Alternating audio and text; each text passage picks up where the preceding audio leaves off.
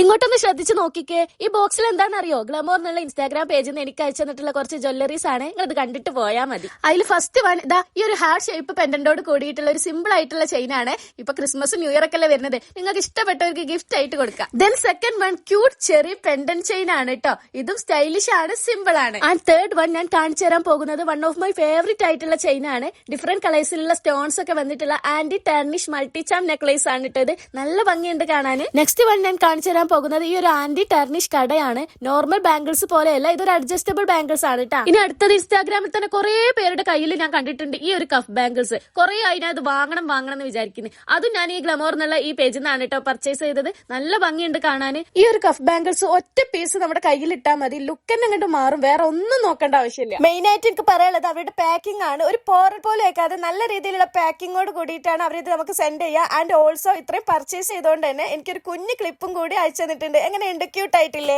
Everyday use ചെയ്യാൻ പറ്റിയ നല്ല അടിപൊളി ലക്ഷറി ജ്വല്ലറീസ് നല്ല ക്വാളിറ്റിയോട് കൂടി തന്നെ നിങ്ങൾക്ക് ഈ പേജിൽ നിന്ന് പർച്ചേസ് ചെയ്യാൻ പറ്റും കേട്ടോ. അപ്പൊ നിങ്ങൾ ഈ ജ്വല്ലറി ഒക്കെ ഇഷ്ടപ്പെടുന്ന ആളാണെങ്കിൽ ഈ പേജ് ഒന്ന് വിസിറ്റ് ചെയ്ത് നോക്കി. അത്രയേ ഉള്ളൂ. ടാറ്റാ.